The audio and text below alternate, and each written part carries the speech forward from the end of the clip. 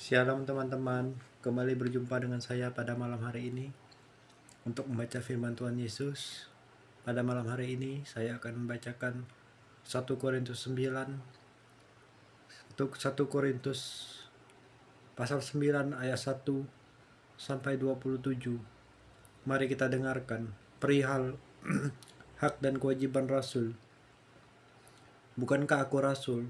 Bukankah aku orang bebas? Bukankah aku telah melihat Yesus Tuhan kita? Bukankah kamu adalah buah pekerjaanku dalam Tuhan? Sekalipun bagi orang lain aku bukanlah rasul, tapi bagi kamu aku adalah rasul, sebab hidupmu dalam Tuhan adalah materai dari kerasulanku. Inilah pembelaanku terhadap mereka yang mengkritik aku. Tidakkah kami mempunyai hak untuk makan dan minum? Tidakkah kami mempunyai hak untuk membawa seorang istri Kristen dalam perjalanan kami seperti yang dilakukan rasul lain dan saudara-saudara Tuhan dan Kefas? Atau hanya aku dan Barnabas sajakah yang tidak mempunyai hak untuk dibebaskan dari pekerjaan tangan?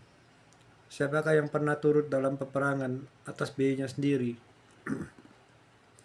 Siapakah yang menanami kebun anggur dan tidak memakan buahnya?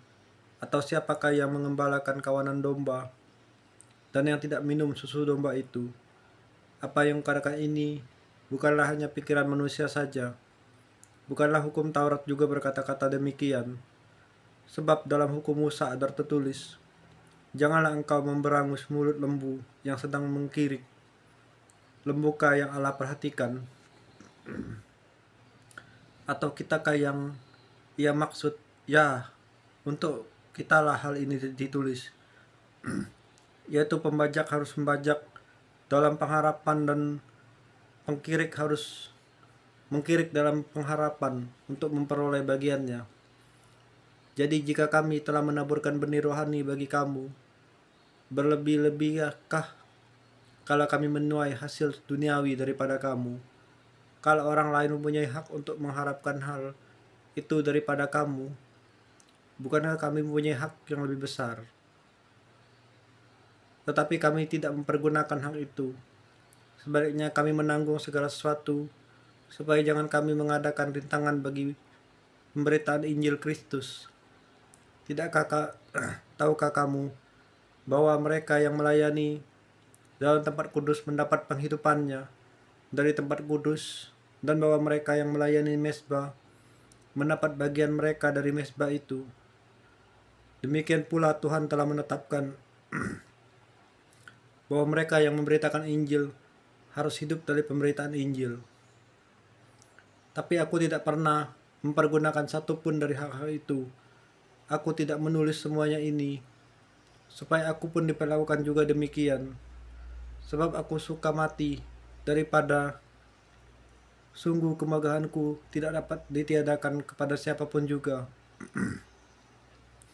Karena jika aku memberitakan Injil, aku tidak mempunyai alasan untuk membanggakan diri. Sebab itu adalah keharusan bagiku, celakalah aku, jika aku tidak memberitakan Injil. Kalau andai kata aku melakukannya menurut kehendakku sendiri, memang aku berhak menerima upah. Tapi karena aku melakukannya bukan menurut kehendakku sendiri, pemberitaan itu adalah tugas penyelenggaraan yang ditanggungkan kepadaku. Kalau demikian, apakah upahku? Upahku ialah ini, bahwa aku boleh memberitakan Injil tanpa upah, dan bahwa aku tidak mempergunakan hakku sebagai pemberita Injil. Sungguh pun aku bebas terhadap semua orang. Aku menjadikan diriku hamba dari semua orang, supaya aku boleh memenangkan sebanyak mungkin orang. Demikianlah bagi orang Yahudi. Aku menjadi seperti orang Yahudi, supaya aku menangkan orang-orang Yahudi. Bagi orang-orang yang hidup di bawah hukum Taurat, aku menjadi seperti orang yang hidup di bawah hukum Taurat. Sekalipun aku sendiri tidak hidup di bawah hukum Taurat, supaya aku dapat memenangkan mereka yang hidup di bawah hukum Taurat. Bagi orang-orang yang tidak hidup di bawah hukum Taurat, aku menjadi seperti orang yang tidak hidup di bawah hukum Taurat. Sekalipun aku tidak hidup di luar hukum Allah, karena aku hidup di bawah hukum Kristus. supaya aku dapat memenangkan mereka yang tidak hidup di bawah hukum Taurat. Bagi orang-orang yang lemah, aku menjadi seperti orang yang lemah, supaya aku dapat menyelamatkan mereka yang lemah.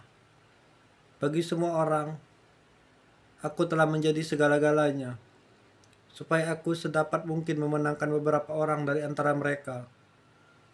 Segala sesuatu ini aku lakukan karena Injil, supaya aku mendapat bagian dalamnya. Tidak tahukah kamu bahwa dalam gelanggang pertandingan semua peserta turut berlari, tapi bahwa hanya satu orang saja yang mendapat hadiah? Karena itu larilah begitu rupa sehingga kamu memperolehnya. Tiap-tiap orang yang dapat turut mengambil bagian dalam pertandingan menguasai dirinya dalam segala hal. Mereka berbuat demikian untuk memperoleh suatu mahkota yang fana, tetapi kita untuk memperoleh suatu mahkota yang abadi.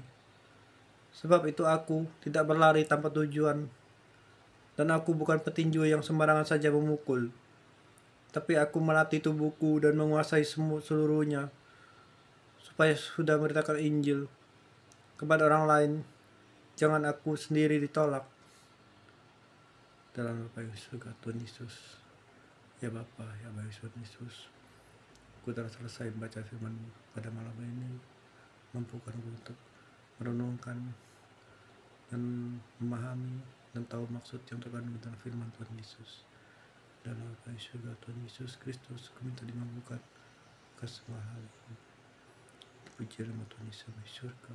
Haleluya. Amin.